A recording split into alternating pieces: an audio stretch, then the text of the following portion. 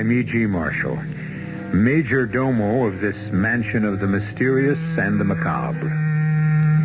We complain that so many of the old values are lost on this new generation. And it may be true.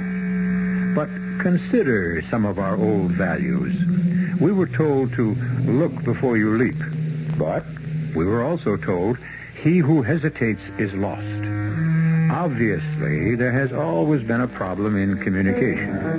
As the philosopher said, we must simplify. Simplify and clarify.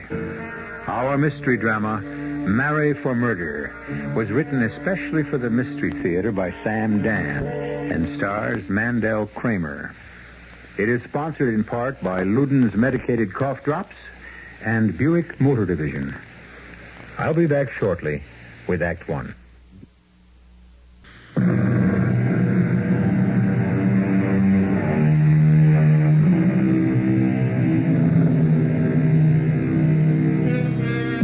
All of us are looking for something, and if we want it badly enough, perhaps we might visit the office of James Kellogg. James is a private detective, and he specializes in finding things for people. On a philosophical level, we might speculate, to whom does Jim go when he has to find something for himself? Well, where does a doctor go when he needs an operation? What does a barber do when he wants a haircut? Anyhow, I've been described as a private detective, and right off, I would like to straighten everybody out on some basic facts. Fiction has made a pretty good thing out of my profession. You know, the luscious blonde with the inviting eyes who enters the office all afire with passion. I don't get cases like that. I don't get sapped on the skull and wake up in the arms of a gorgeous redhead. You want to know what I get? I usually get what just walked into my office this morning. Fat and 50-ish. And what do you think her problem is? I want you to know, Mr. Kellogg, I investigated you thoroughly before coming here. As indeed you should, Mrs. Melvin. An influential member of the family personally discussed the matter with the district attorney and asked him to recommend someone. Your name was suggested. Now that you're here, I shall explain exactly why we deemed it advisable to engage a private eye. One moment, Mrs. Melvin. I am not a private eye. I am a private detective or a confidential investigator. Please continue. Here is our problem. Our problem? I am acting for the family, my two brothers and myself. We decided this would be the wisest course of action. We have a sister who was about to make a dreadful mistake. Yes? Anne's husband died a year ago. He was in the hardware business and left a large amount of money. How large? Is that germane to this discussion? One never knows. After taxes, $2 million. That's large. Continue. Anne intends to marry again. This is the dreadful mistake? Yes. Well, how old is your sister? Oh, just 40. Well, isn't she mature enough to know what she's doing? Oh, she's a babe in the woods. She's always led a sheltered life. She knows nothing of the world. Mm-hmm. And, of course, the man in question is younger than your sister. How did you know? Well, Mrs. Melvin, this is not a unique situation. Well, the family wants this thing broken up. Why? Because you're afraid her money will go to her new husband and not be available to you? Now, see here, Be realistic. How can I or anybody break up this romance if she's determined to marry him? By exposing him for what he is. What is he? A thief. A confidence man. Well, if you know this, then he's already been exposed. But that's just it.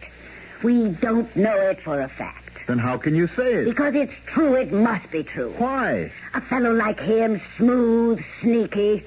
Oh, and he seems so much younger. Is your sister attractive? That is not the point. Walter Jones is too glib. That's his name, Walter Jones? Yes. What does he do?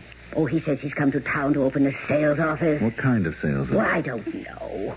He's obviously a swindler and a sharper. And if so, he must have been in trouble with the law at one time or another. Have you discussed this with your sister? Oh, she's so thoroughly infatuated she won't listen to a single word against him. But if you could come up with solid evidence of a criminal record, I am convinced we could nip this thing in the bud. Well, suppose he has no criminal record. Impossible. One look at his face. It could take a great deal of my time and your money to find out. I consider that money well spent. It's an investment in my dear sister's happiness. On the other hand, even if this evidence does exist, it may not do you any good. What do you mean? Well, suppose your sister's so much in love with this man that she decides to marry him anyhow. You just find that evidence. Well, I'll need... I know what you'll need. I've prepared a sheet of paper listing this infamous person's address, the places he frequents, and so on. Here's his photograph. It's an excellent likeness. You've come well prepared. I'm paying you for your time. I won't have you waste one single moment. I expect a detailed report of your progress. That's one thing you can be sure you'll get out of all this, Mrs. Melvin. A report. A nice, neat, concise, leather-bound report.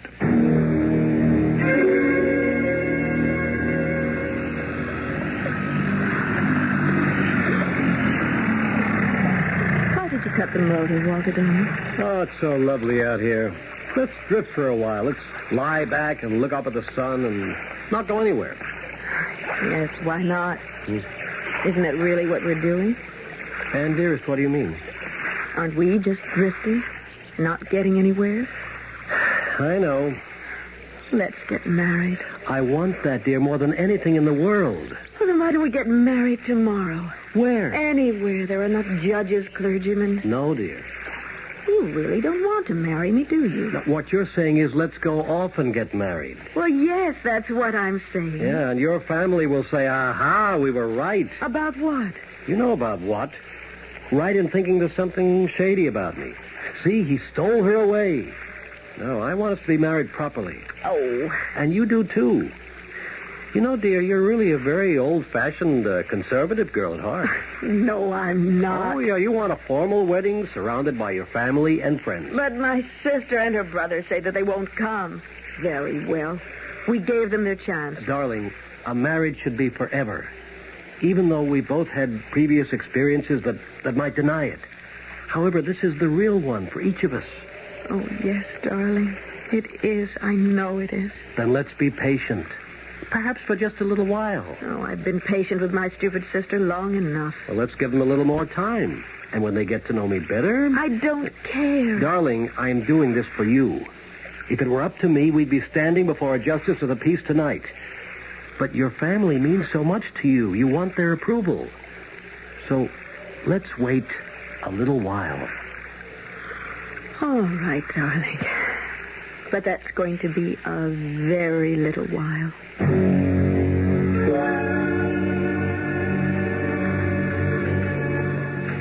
Greetings, Lieutenant. What can I do for you, James? Well, I'm looking for a baddie. That is, he may be. Walter Jones. The name ring a bell? No bell at all. Walter Jones. But, Edgar. In the big file under J. Jones. First name Walter. See if there's a make. Yeah. Name could be a phony. What's he supposed to have done? Well, I don't know what he's done exactly, Lieutenant. I only know what he wants to do. He wants to get married. Has that become a crime? Well, maybe it ought to be.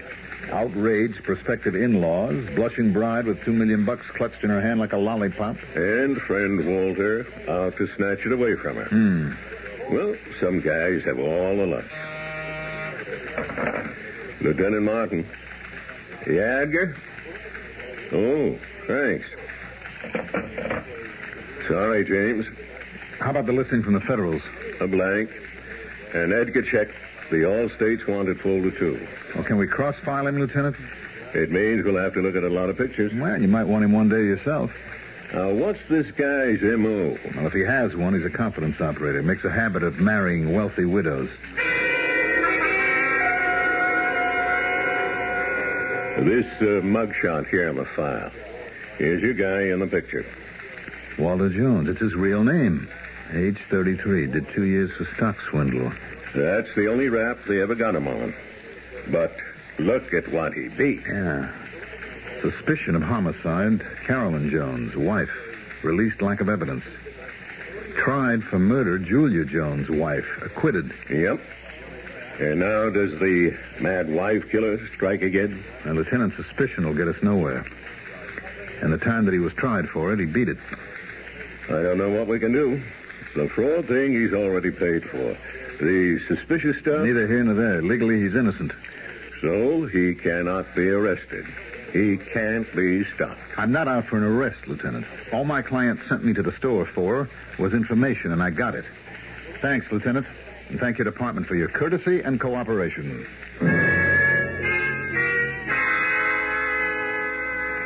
This piece of paper is even more than I dared hope for. Not only is he a thief, he is also a murderer. Now, that hasn't been proved. What do you plan to do with this information?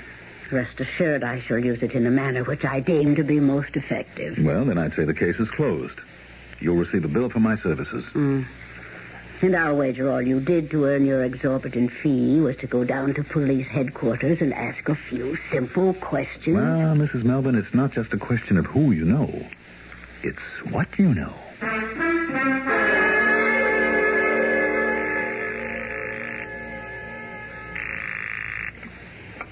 Hello? Phyllis? Oh, yes, Ann, dear. How are you? Phyllis, I want to invite you to my wedding. Do you? Now, I don't want you to go into an entire 3-act play about it. Walter and I intend to be married this coming Sunday at St. Maurice's at 4.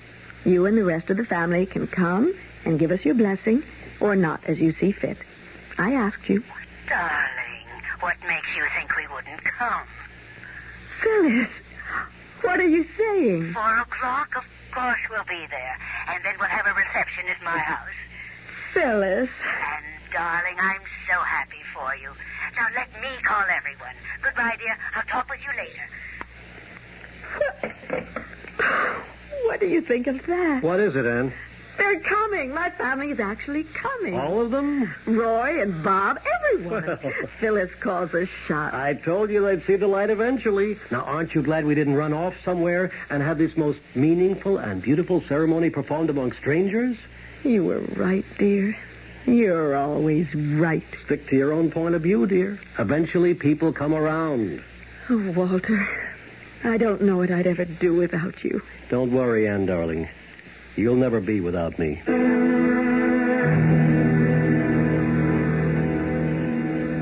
Phyllis? Yes, dear? What's keeping him? Oh, he may have been delayed in traffic. He's late. Now, dear, you must calm yourself. Something's happened to him. Nothing has happened to him. You did something to him. Me? Why, what could I possibly do? I don't know. Something. I can tell by the look on your face. Oh, now, I know that look. Since we were children. You've had that wise, superior, all-knowing look. I don't know what you're talking about. Whenever you were trying to put something over on me. But what could I be putting over on you? You're at the bottom of this. Of what? Of Walter's disappearance. Who says Walter's disappeared? But why isn't he here? No, Phyllis, you did something. You swore that you would break this up. But that was before I got to know Walter. This is your doing. It's not going to work, though. Somehow, some way, I am going to find Walter if it takes me the rest of my life. Anne. And every dollar that I have in this world. I'm going to find Walter. Nothing can keep us apart. Nothing. Nobody.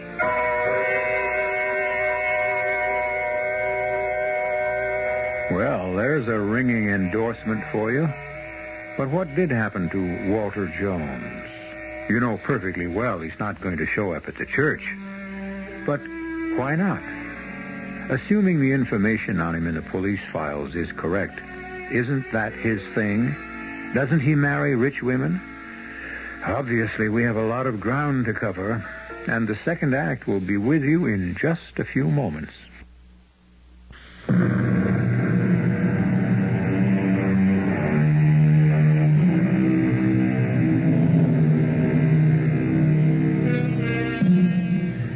Some men can marry for love, and some can marry for money. And happy is he who can marry for both. Walter Jones, now. He appeared to be in an ideal situation. He seemed to be in love with Anne, and 7 figures are required to describe Anne's fortune. So why did Walter leave Anne at the church? What does Private Investigator Jim Kellogg think? I didn't think anything about it, if you must know. Actually, as far as I was concerned, the case was closed. I'd already forgotten Walter Jones and Mrs. Melvin and her sister Ann until one morning when my secretary came into my office. In case the mention of the word secretary causes you to conjure up certain romantic fantasies, I must disappoint you again. My secretary wears pince-nez glasses and has snow-white hair, and the only reason I hired her is because she is the most efficient human being I ever encountered. Yes, Mrs. Haskell. And Mrs. Trainor's here to see you. Oh, in reference to what? I believe it will concern a missing person, but I am somewhat puzzled. You puzzled, Mrs. Haskell, by what? Her face. It seems quite familiar, but I just don't know why. Mrs. Trainor entered my office. Looking at her, I'd say she was somewhere between 35 and 40. And still looking at her, I'd say she was one of the most attractive women I'd ever met. But that was beside the point. Mrs. Haskell was right. There was something strangely familiar about this woman, but I couldn't place it either. I don't know how I feel about all this, Mr. Kellogg. What do you mean? I was walking down the street, and it started to rain. I stepped into the lobby of this building just to get out of the wet, and I glanced at the directory, and there was your name, James Kellogg, private investigator, and right then and there I said to myself, why shouldn't I hire a private detective? Why do you feel you need one? I'm terribly worried. My fiancé has disappeared. Yes? I don't know what more I can tell you. How long's he been gone? It's 3 weeks. The truth is, he left me waiting at the church. Sorry to hear that. I went to his apartment. The superintendent told me that he had moved out. No forwarding address? None. You talked to his friends, his family? He has no family. And I never met any of his friends.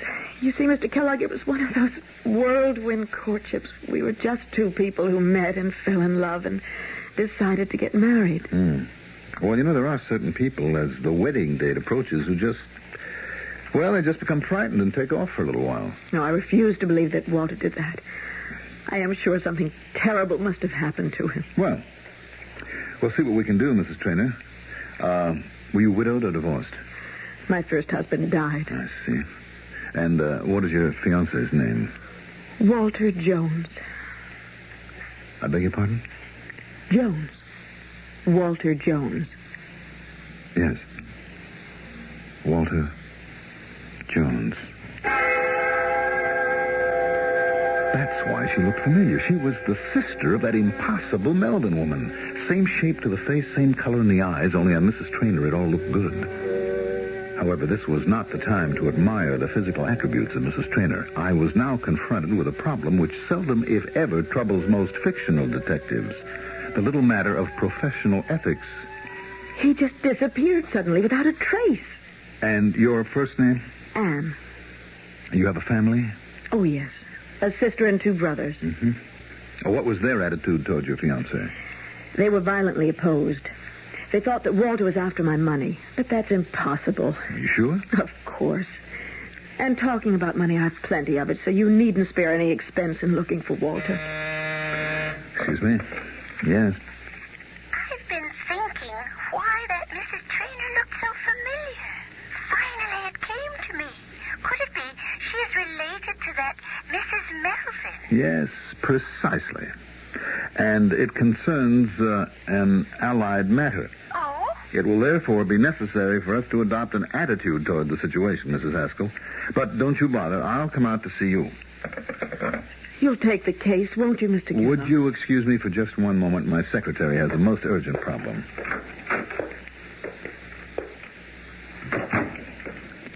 Guess what she wants? I would assume she wants you to find her fiancé. Obviously, her sister, Mrs. Melvin, didn't tell her that she hired me earlier to dig up Walter's past, nor any of the specifics of that past either, or she would have mentioned it. The question is, can I accept Mrs. Trainor as a client? Oh, why not? Well, wouldn't that be the same thing as working both sides of the street? But not at the same time. Mrs. Melvin hired me to break up the marriage. Did she? Well, maybe not. I mean, I never agreed to do that. Oh, of course not. How could you? All I was required to do was to secure certain information concerning Walter Jones. Exactly. And your client was satisfied. Now, another client, quite by coincidence, also wants information concerning the same Walter Jones. Specifically, his whereabouts. Now, is there any legitimate reason why I shouldn't take the case? None that occurs to me at the moment. Only one thing puzzles me. Yes? What can a woman with her looks and charm see in a phony like this Walter Jones?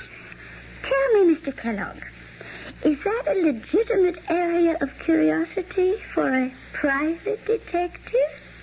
Well, I'm talking now as a man. Mrs. Traynor, tell me everything you know about Walter Jones. I don't know very much. I only know I love him. Well, shouldn't marriage require a firmer foundation? Such as? Well, I would assume knowing something about each other's habits, tastes, attitudes, so forth. And how much did you know about your wife before you married her? I've never been married. Well, then you hardly qualify as an expert. Still, it would seem that a successful union is based upon mutual interest, knowledge of each other. You keep saying it's important to know all about the person you intend to marry. I say nonsense.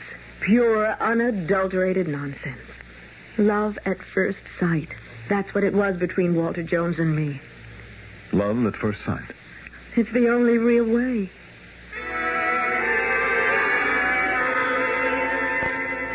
Mr. Kellogg, have you begun work on Mrs. Traynor's case yet? Yes, Mrs. Haskell, I have.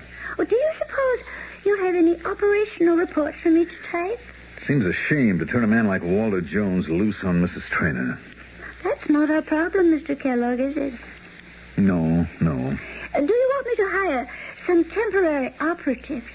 Mrs. Haskell, do you believe in love at first sight? Oh, I remember 45 years ago, I was standing on a street corner. A young man drove past and splashed mud all over my legs. I didn't think women showed their legs in those days. I had lifted my skirt to step over the puddle. The young man apologized profusely. We looked at each other. Then and there, we knew. We both knew. Does that answer your question? I'll be leaving town for several days, Mrs. Haskell. With whom did you fall in love at first sight? Now, that is a ridiculous question. I didn't have to ask.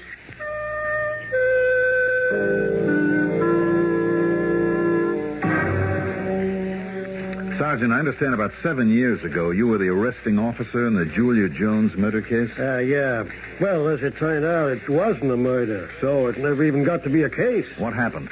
Oh, she was an older dame. They went out in their boat. She drowned. He claimed she fell overboard. Pretty heavy insurance there. And so the relatives started pointing fingers. How'd it work out?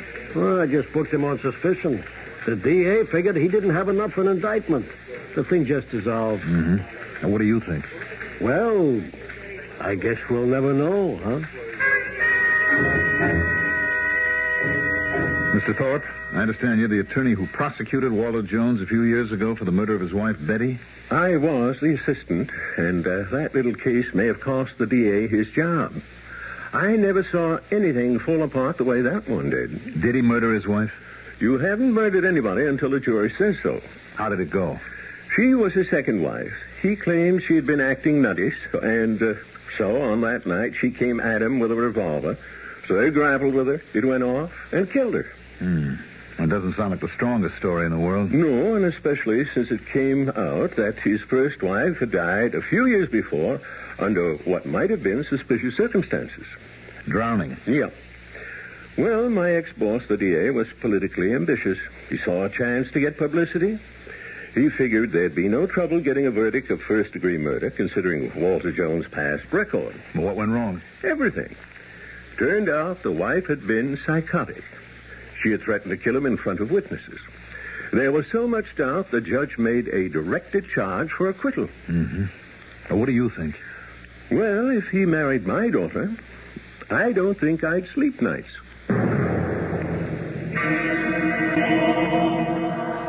Well, Mr. Kellogg, what have you discovered? I've discovered that we can't take a chance. Oh, on what? No, that should be on whom? On Mr. Walter Jones. How do you mean that? He may or may not be a murderer. He may or may not have murdered his previous wives for their money. Is this what your client is paying you to find out?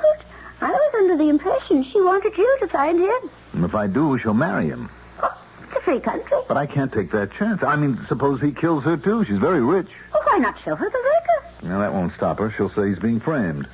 Then what do you propose to do? I don't know. She's a woman who has a terrific sense of loyalty. Then why not drop the case? No, I couldn't do that. Why not? Because she'd just go somewhere else, find somebody else to find Walter Jones. Well, what happened to Walter Jones? No, he'll turn up. What makes you so sure? Anyway, right now, I have a really pressing problem. Oh, what? When it suits his purpose, Jones will show up to marry Ann Traynor. There's only one way I can save her. How? I have to make her forget Walter Jones. Once again, Mr. Kellogg. How? How? Well, there's only one way. By making her fall in love with me.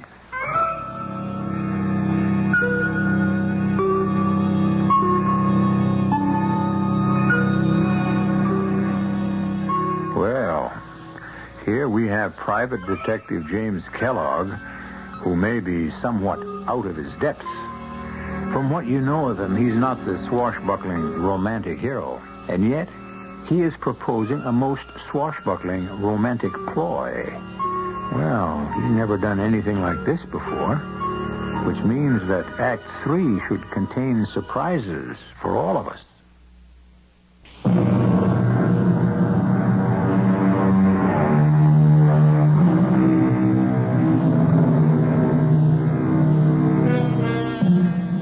There is always the conflict between desire and duty. For instance, duty compels Jim Kellogg to find Walter Jones. Desire would have Jim make sure Walter never shows up at all. Most people finally decide to yield to desire or heed the call of duty. Jim, on the other hand, has decided to do both, which means he will try to find Walter Jones and not find him at the same time. I'm not really sure I heard what you said, Mr. Kellogg. I said I would make Mrs. Traynor fall in love with me, Mrs. Haskell. Is that an ethical procedure, Mr. Kellogg? How can I permit her to marry Walter Jones? He may be a killer. Why don't you give her the facts and allow her to make her own decision? Being a woman, she'd only be confused. Really, Mr. Kellogg? Oh, I meant nothing deprecatory. I have every respect for a woman's intellectual capacity. Oh, thank you. But a woman in love is a strange creature. That's because love itself is not a rational state. A revelation of the facts would only make her fall more deeply in love with Walter Jones. Why? Because it'd also give her a chance to be a martyr. She could say, you see, the whole world is against him, but I shall stand by him. From a practical point of view, Mr. Kellogg, how do you intend to make Mrs. Traynor fall in love with you? Well, I hadn't thought about that, but... There are several difficulties you would have to overcome. For instance? Well, Walter Jones is quite tall. You are, average. Height isn't everything? Mr. Jones is strikingly handsome. Whereas you... Well, people are like fruit. It's not the outer husk or the shell, it's the kernel, the meat, the true substance inside. Well, from the conversations I have had with Mrs. Traynor, I understand Walter Jones talks beautifully and romantically. Mrs. Haskell, Mrs. Traynor will fall in love with me because it's the right thing for her to do.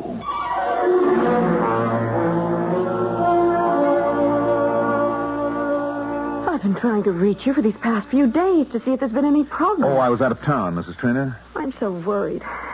Is it possible for a person to disappear without leaving a single trace? Look, it's noontime. I'll take you to lunch. No, I'm not hungry. I can't think of food. We might be able to discuss some important matters. Oh, if we're going to talk about finding Walter, then that's something else. I think that this is the first full meal I've had in weeks.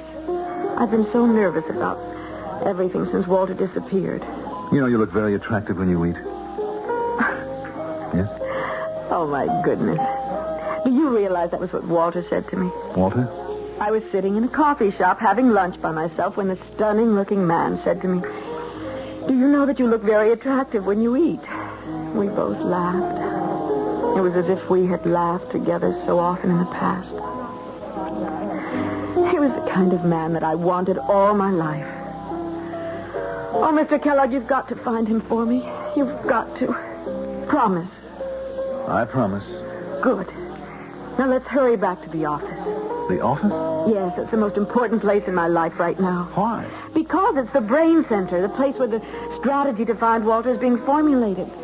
The phone should be ringing. Undercover men should be coming in and out. Well... I have no patience to do anything else or be anywhere else, and I want to help. Help? Please. Let me. I could answer the phones, take messages, assist Mrs. Haskell. But... Please. Let me be a part of it.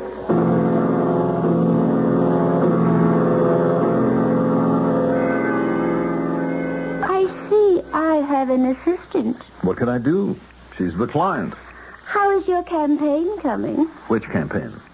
The one that's supposed to make her fall in love with you. I don't know. Mr. Kellogg, my husband and I agreed that I would work here because we felt you were an unusually ethical man. Well, I try.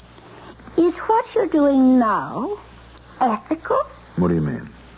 You are being paid to find Walter Jones. I'm looking for Walter Jones. I am your private secretary. If you're doing any investigating, it isn't apparent to me. Well, what should I be doing? You should be out looking for Walter Jones. Well, by the same token, I could be in looking for Walter Jones. There is every possibility that he is a murderer. And I can understand your feelings. But you should confess to her. Mrs. Haskell, I'm doing this my own way. And it's the only way that has a chance of success. And what is that way? It's a line of investigation that has to be kept confidential, even from you. I hope you understand. Oh, I understand. It probably has to be kept confidential because it doesn't exist.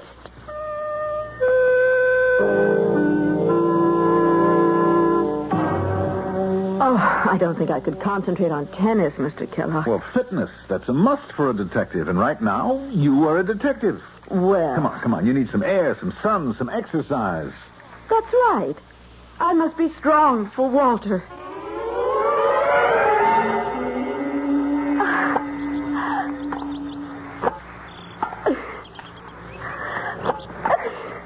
That's out. Yep. I guess it was. That's game. Set. Match. You beat me. It was all I could do to even score a single point off Walter. Oh. What a marvelous tennis player. And he had a killer instinct. He did, huh? Even if he was playing with me, he couldn't let up. He had to play all out all the time. Tell me about Walter's killer instinct. You know anything about his past? Oh, I don't care about his past. He was honest with me. He told me he'd been married twice before. Mm-hmm. What else did he tell you? Not important. Well, suppose it should turn out that he hadn't led a very exemplary kind of life. That's a very stuffy way of putting it. That's exactly how my late husband Edgar would have said it. Oh? Mr. Kellogg, if only you could learn how to relax. You and men like Edgar. Why don't you call me Jim? Oh, no. You're the Mr. type. The correct, formal, proper Mr. type.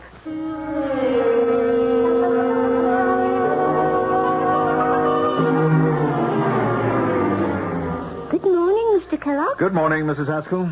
I don't mind telling you that however lofty your motives, I thoroughly disagree with your tactics in this case. Ordinarily, I would have resigned in protest. I assure you, Mrs. Haskell. However, sir, you are about to receive your comeuppance. What do you mean? Mrs. Traynor is waiting in your office. Hmm? And I would say she appears to be somewhat miffed. Miffed? Surely you knew you were headed for trouble. Well, sir, it has finally arrived. What are you talking about? Why don't you ask her? Good morning, Mrs. Traynor. Mr. Kellogg, may I have the bill for your services rendered to date? Why, Mrs. Traynor? You've been very pleasant. You've taken me to lunch, to dinner, to tennis, golf, theater. You've done everything but look for Walter Jones. But I have been looking Oh, for... please. I was married to a businessman for over 20 years. I know when things are being done in a businesslike fashion. No work has been done in this office on Walter Jones. There have been no phone calls, no reports. It dawned on me that you're not looking for Walter. I asked myself why, and then I realized.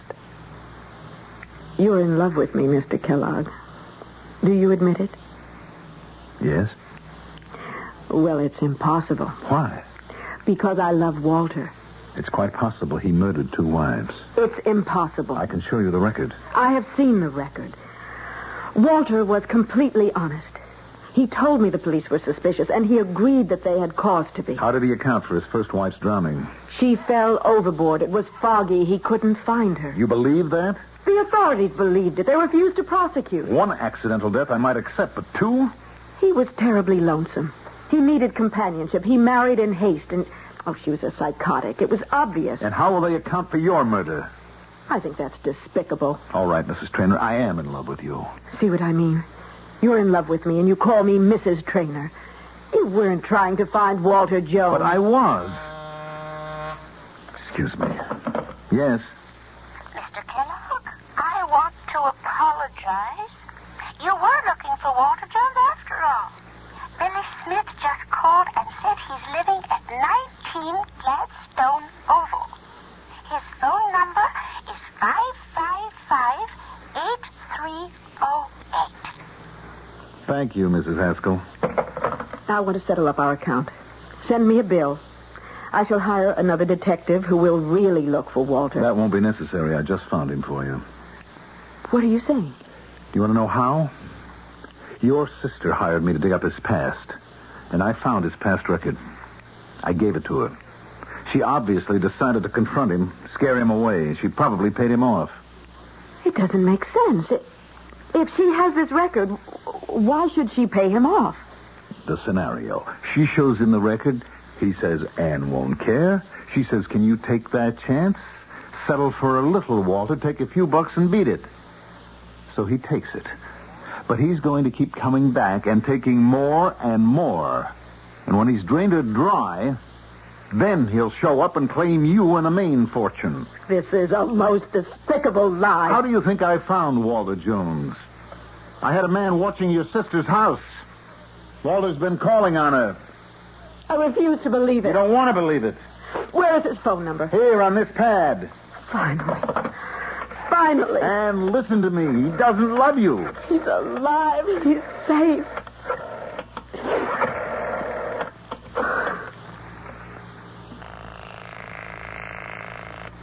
Hello? Walter. Darling. Anne! Why did you disappear? Anne, I began to worry that you might begin to think about my record and have doubts. Oh, you fool. You wonderful fool. Do you love me? Oh, Anne, I love you so much. Please come to my apartment. I'll be home in 20 minutes. I love you. I am so grateful to you, Mr. Kellogg. Send me the bill. He doesn't love you. He does. I can prove it. How could you prove such a thing? It's impossible. You don't want me to prove it. It can't be done. Walter and I are completely in love. All right, you're afraid, and I don't blame you. What would I be afraid of? Afraid to put his love to the test. What test? I say that all he wants is your money, and I propose a test that can prove it. But you're afraid. Now, I am sick and tired of the cynicism showed by you and my sister and my brothers. And everybody wants to brand Walter Jones for life. I'd like to wipe that self-righteous smirk right off your face. You know, if you have a legitimate way to put his love to the test, I'll give you the chance to go wrong.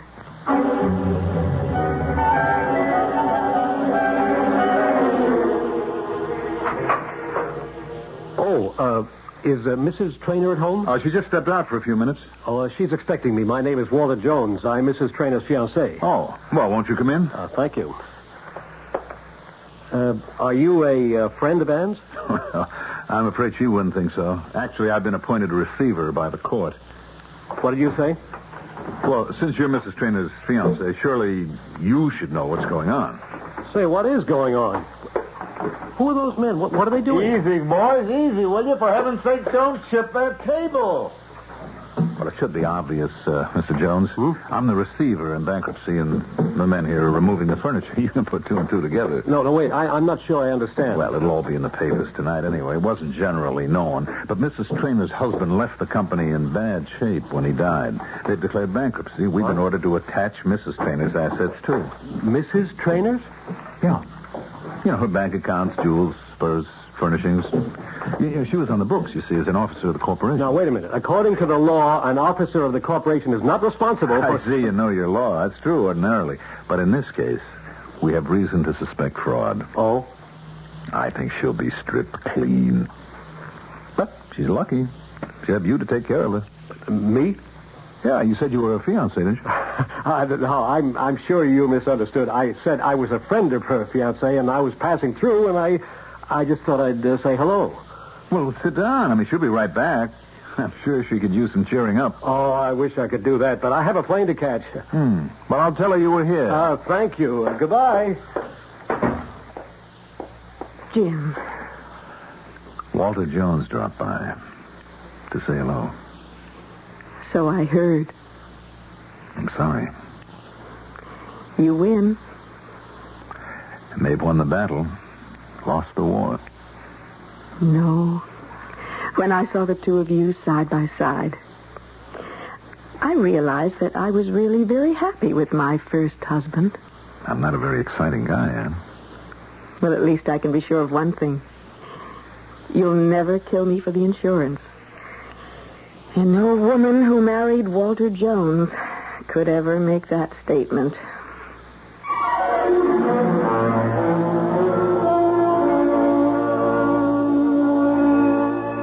Proving that we should all be grateful for small favors. Walter Jones is presumably still at large, happily married or happily bereaved. And yet, why are we coming down so hard on the man?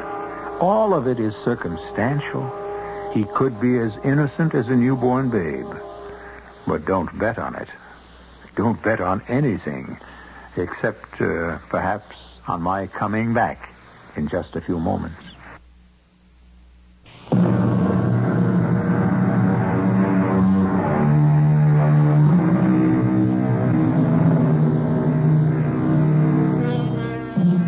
We look down, perhaps, on a beautiful girl who marries an older man for his money.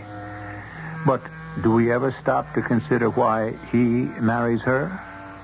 True, she wouldn't marry him if he were poor, but would he marry her if she were old and repulsive? Why do people marry people?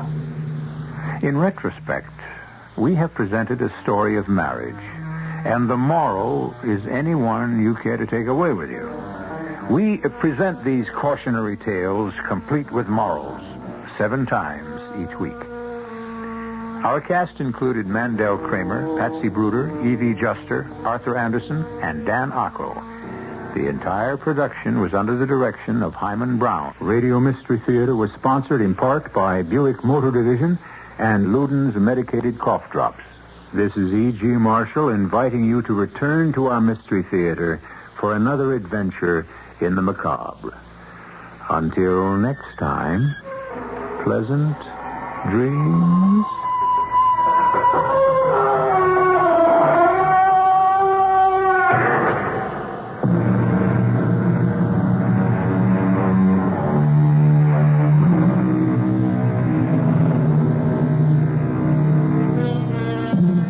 Tonight's WOR Mystery Theater was brought to you in part by ShopRite Supermarkets, where you get a lot more for a little less. The preceding program is furnished by CBS Radio. This is Barry Farber. Join us immediately following the 8 o'clock news right here over WOR New York, the talk of New York. Governor Carey and his aides will be busy this weekend trying to avoid a default by the state. The city of Yonkers today narrowly avoided default. Westchester Congressman calls for another look at the welfare system. It's 38 degrees in cloudy mid-Manhattan. The man says cloudy and cold tonight with a chance of a few periods of light snow or drizzle. The low 30 to 35. Variable cloudiness tomorrow and tomorrow night. The high from 40 to 45 tomorrow. The low around 40 tomorrow night. This is John Scott with the 8 o'clock edition of the news. Aides of Governor Carey and state legislative leaders will be busy this weekend trying to agree on some sort of plugging that disputed hole in the budget. The reason for the rush is this. As things now stand, the Housing Finance Agency and Dormitory Authority don't have the cash to pay off debts due on Monday, and Carey says the bank